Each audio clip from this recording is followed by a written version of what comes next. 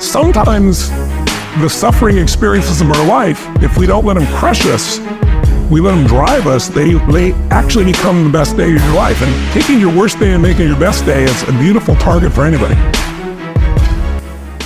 So if I had no other message to offer your viewers, and you let me give it to them right now, I'll tell you what I believe.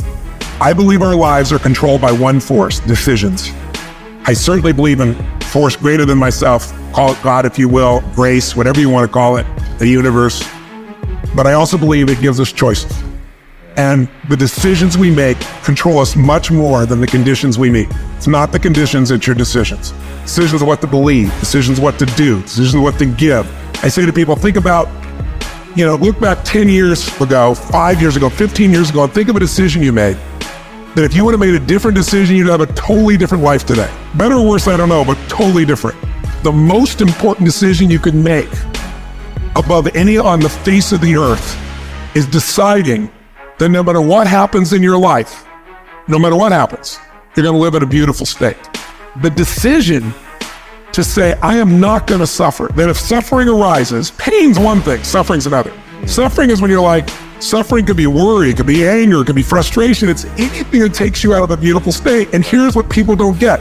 You can end suffering by stop focusing on yourself and focus on something you want to serve greater than yourself. Your children, your wife, your mission, your life. You can get out of it in an instant because the nature of the human mind is to constantly compare things. Your mind, your brain is a 2 million-year-old device, and it is not designed to make you happy. It's designed to make you survive. If you're wanting to change but not changing, it's because some of your needs are met by what you're doing and some of them aren't. That's why you're in that push-pull, but you don't usually do enough until you're pushed over the edge. Like smoking a cigarette, what does it give people? Comfort, because you take a breath of cigarette, you take a nice, slow, deep breath in and take it out, it calms the nervous system, right? It's something that they're comfortable with. It's variety. If they're all stressed out and then they start to breathe differently, it's variety in the body. For some people, they did originally for significance. I'm cool, I'm smoking. Right? Today, it's not really that cool to most people, but for some generations, some places it is.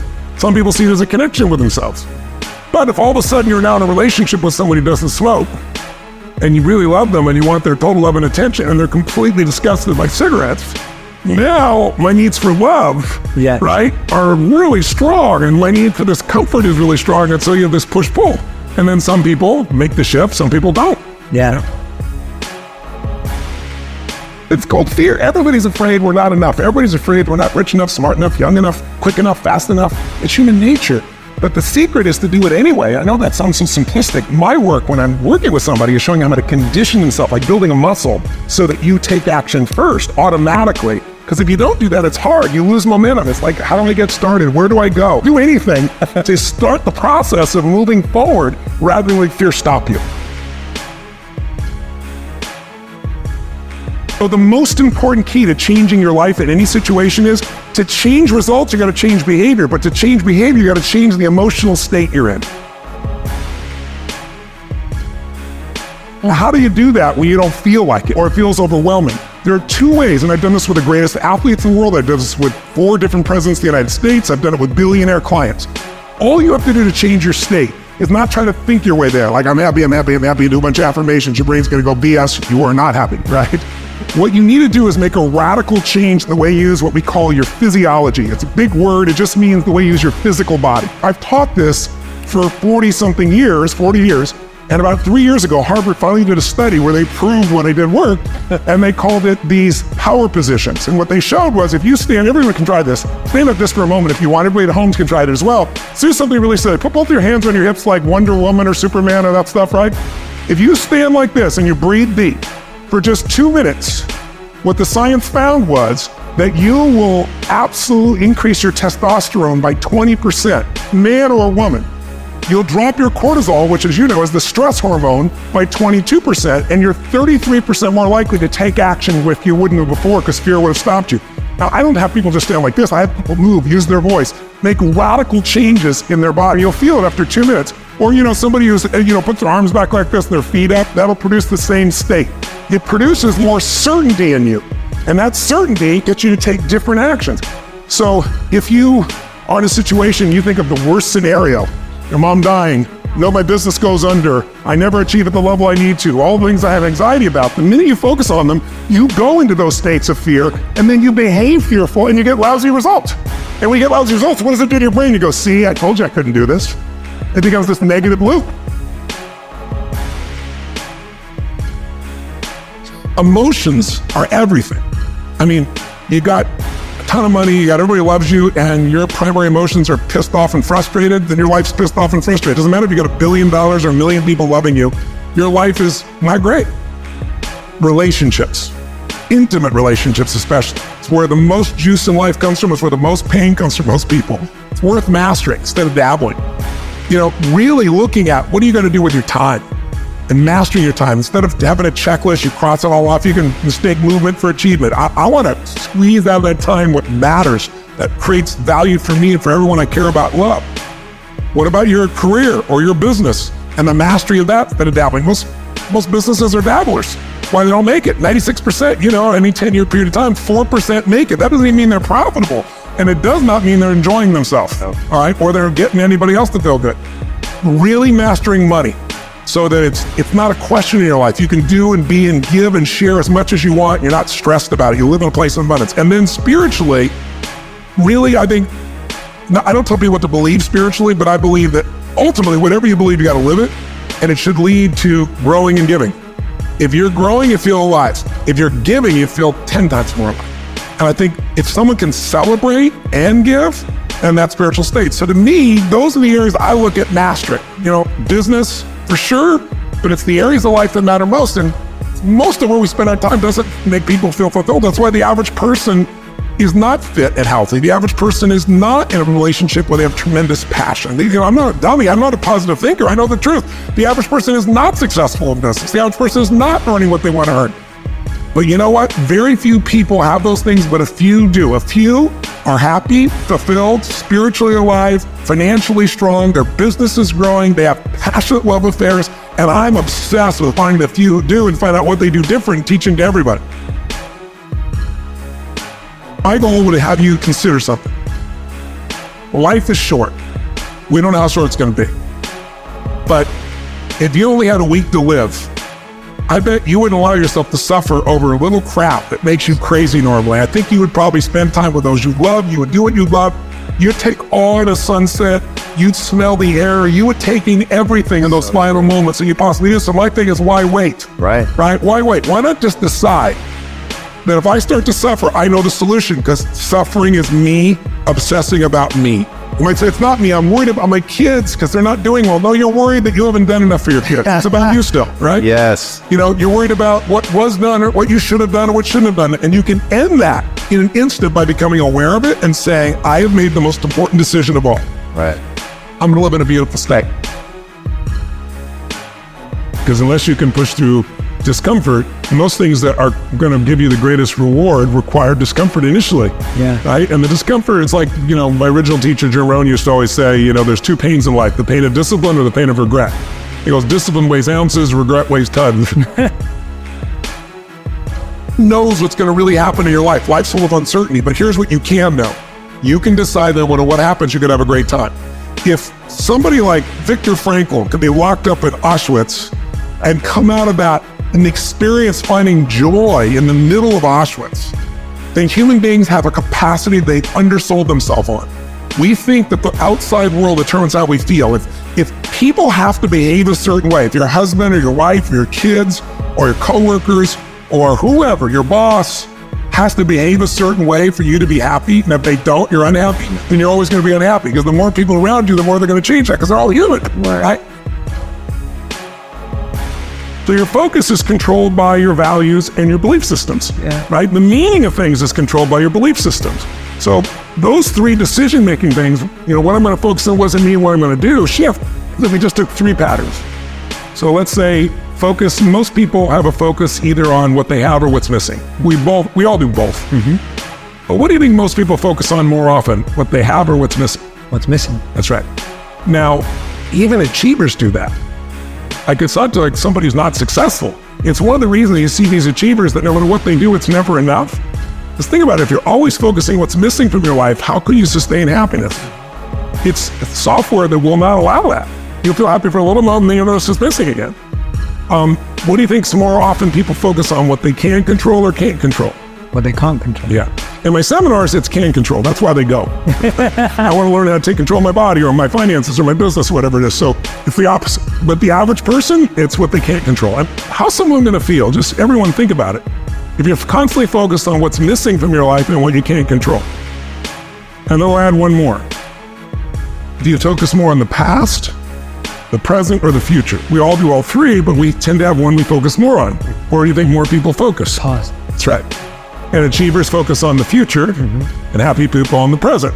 So that, if you're going to be an achiever, the ideal is the present, so you experience it, anticipating the future, so you can shape your life, right? Yeah. But the past you can't change. So I ask people in seminars, you got stadium 15, 20,000 people, and I'll say, how many of you know somebody that takes antidepressants and they're still depressed? And 80% of the room raise their hand saying they know somebody. Well, how come? Because all antidepressants do is numb you so that you're less intense, but they don't deal with the source of the problem, which is you're constantly seeing what's missing.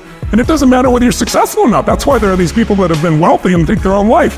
They see what's missing. They focus on all the things they can't control. There's plenty we can't control. Well, there's plenty we can influence and plenty we can't control. And just a couple of changes like that completely change someone's life. And so those changes in the beliefs and values change what they look moment to moment, change their experience of life. They're no longer depressed. Yeah. Once underneath it, I began to see that there are these same 6 human needs that we all have, the same needs. We all have a need for certainty, that we can avoid pain and we can have some pleasure, some comfort. We all need uncertainty.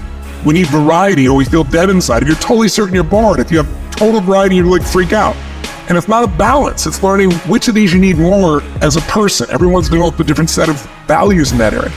The need for significance, to feel unique, special, important, the need to feel loved, the need to grow, and the need to contribute.